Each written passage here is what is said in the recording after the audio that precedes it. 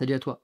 Si tu regardes cette vidéo, c'est probablement parce que tu as lancé une de tes premières campagnes sur Facebook Ads, mais tu te retrouves sur ton gestionnaire de publicité et là, tu as plein de chiffres partout, tu sais pas par où commencer pour analyser, savoir si ta campagne est bonne ou si tu es tout simplement en train de perdre de la thune avec ta campagne et c'est tout à fait normal. Il y a 10 ans, quand j'ai lancé ma première campagne de pub, j'étais comme toi.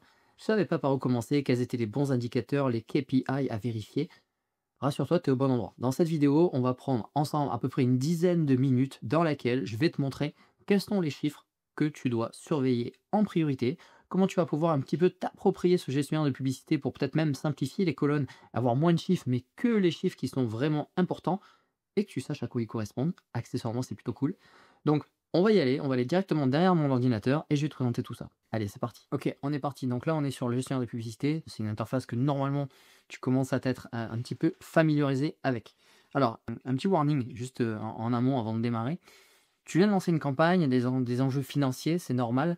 Première chose, c'est qu'une campagne de pub, la publicité, il faut jamais mettre l'argent des études des enfants dessus. Parce qu'en fait, aujourd'hui, c'est un peu une roulette russe, la pub. Surtout si tu n'as pas validé ton idée sur le marché avant, lancer une pub directe, tu peux autant gagner que perdre. Donc ça, il faut juste le savoir en amont. Et le conseil qui découle de ce premier constat que je te fais, c'est ne suis pas tes chiffres au jour le jour. À moins que tu sois sur un budget de 3, 4, 5, 10 000 euros par jour, ce qui est tout à fait faisable, hein, il y a des entrepreneurs qui font ça. Là, il y a un intérêt à suivre par jour. Mais si tu commences à mettre 10, 20, 50 euros par jour en pub, même si ça reste une somme, hein, tout budget est un budget, je te déconseille de suivre au jour le jour. Moi, j'ai des clients, des fois, ils me disent: «Oui, Frédéric, je comprends pas, j'ai ma campagne, mon coût par lead, il était à 3 euros hier, il est à 6 euros aujourd'hui, avant-hier, il était à 8. Non, aujourd'hui, là, c'est vraiment la route vers la dépression de suivre au jour le jour tes chiffres. Donc ça, je te déconseille de le faire. Ça, c'était la première chose. Maintenant, je vais te montrer quels sont les chiffres qu'il faut que tu regardes.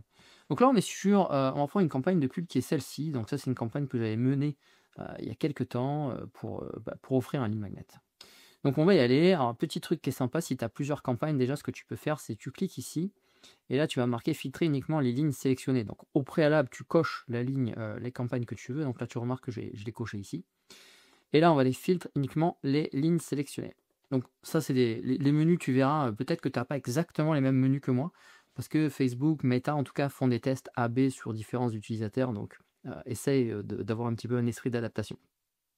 Donc, généralement, quand tu es ici, tu vas commencer avec là, ici, tu vois, tu as des presets qui sont là et qui, en fonction de ce preset, ça va changer pas mal.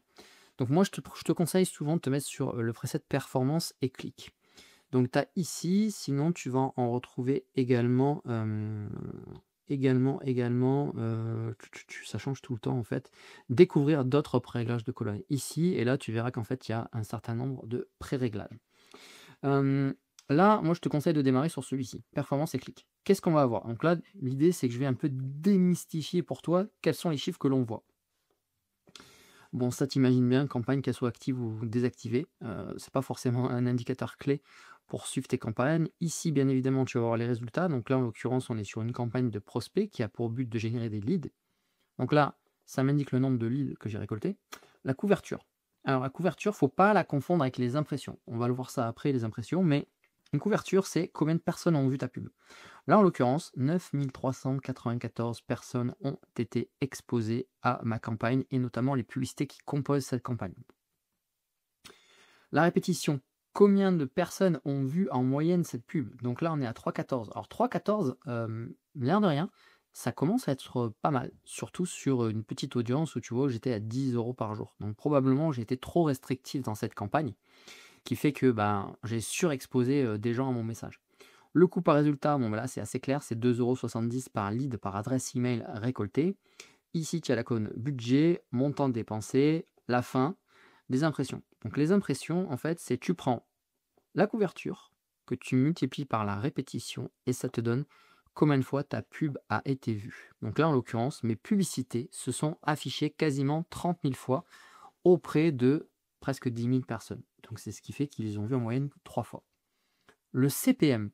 Alors, combien ça coûte pour être vu 1000 fois, pour avoir 1000 impressions?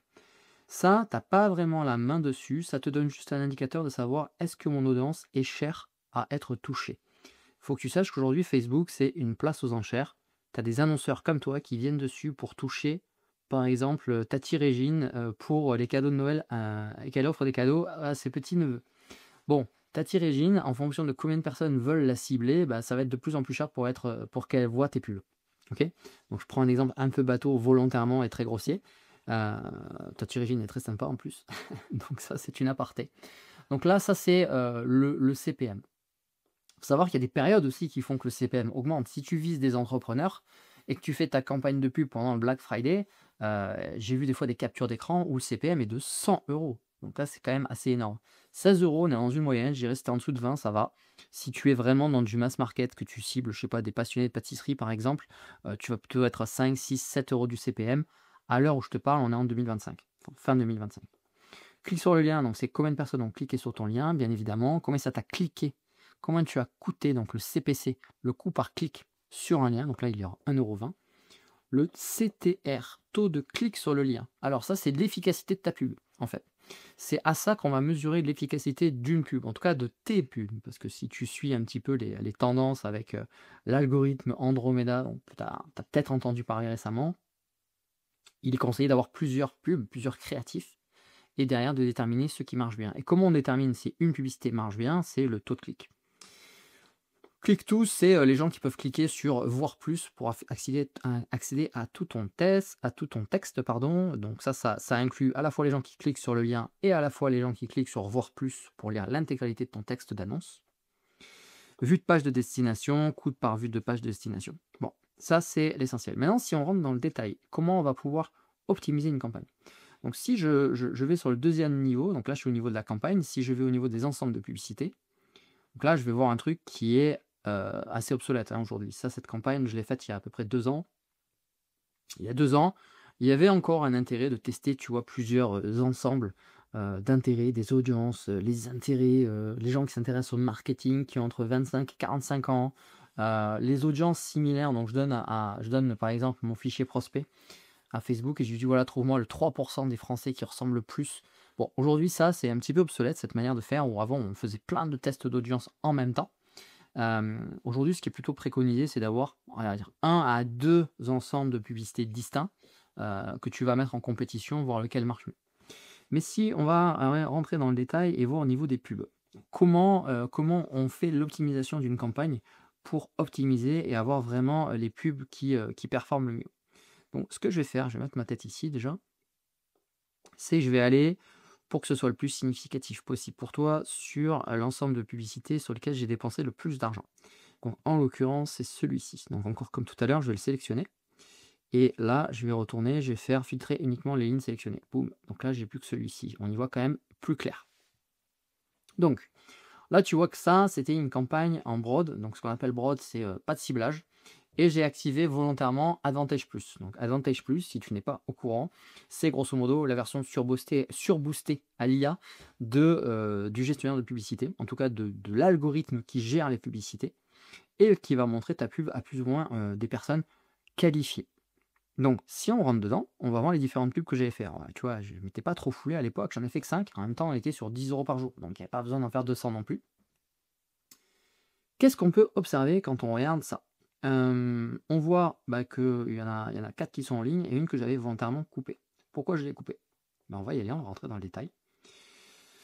À quoi on va pouvoir juger qu'une pub est bonne? L'idée, d'une manière générale, c'est qu'il faut que tu suives sur l'événement de conversion qui est le plus important pour toi. Là, c'était vraiment, là je traquais, là le but c'était de faire grossir ma newsletter.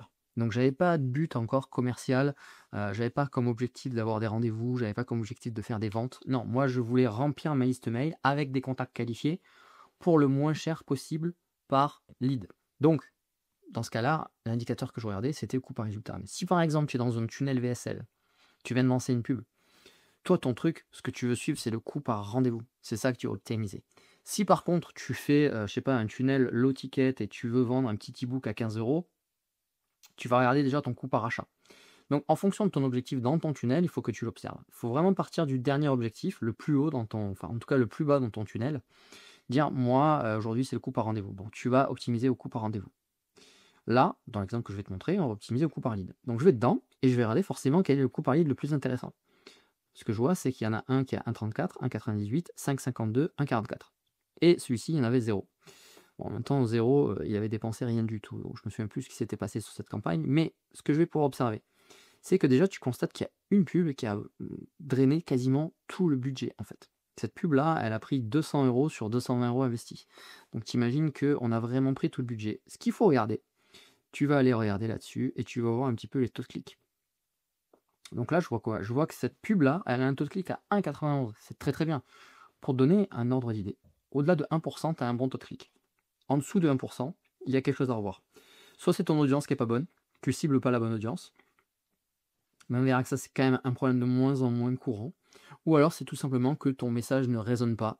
La pub que tu fais, le message, le script de ta pub n'était pas bon. Donc là je dis souvent le script de la pub parce que majoritairement aujourd'hui ce sont plutôt les pubs facecam qui marchent bien, et je t'encourage à les faire, plutôt que des pubs statiques, même si tu peux toujours varier.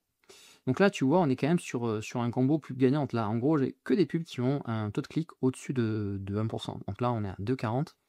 Maintenant, ce qu'il faut que tu regardes aussi, c'est quand tu as des taux de clic comme ça, tu dis waouh, trop bien. Celle-là, elle est à 2,40.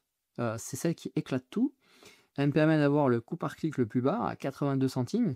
Bah, je vais mettre all-in là-dessus, tu vois, je vais couper toutes les autres. Sauf que non, regarde, il faut que tu prennes en compte quelque chose. C'est que cette pub-là, il y a eu 5 € de pub dessus, tu vois. Donc l'algorithme l'a montré quasiment à très très peu de personnes.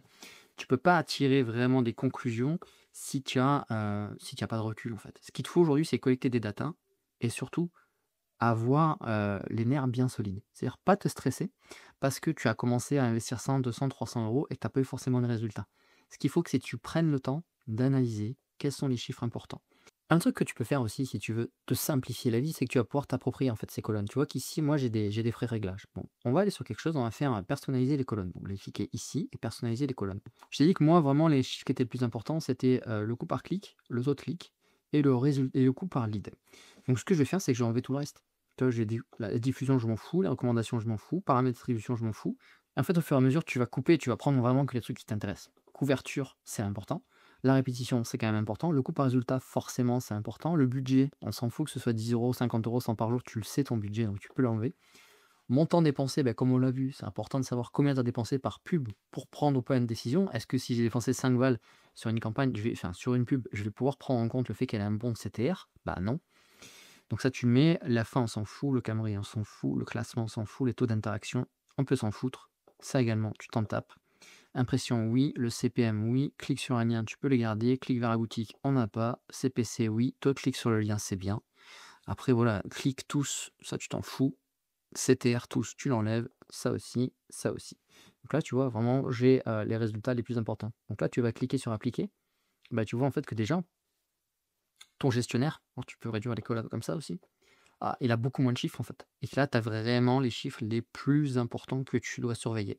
Et ce qui est cool, c'est qu'en fait, en cliquant ici, tu vas pouvoir l'enregistrer ici. Enregistrer comme pré-réglage. Là, tu lui donnes un nom, tout simplement, et tu vas le retrouver après dans tes colonnes quand tu vas aller sur afficher les pré-réglages de votre colonne.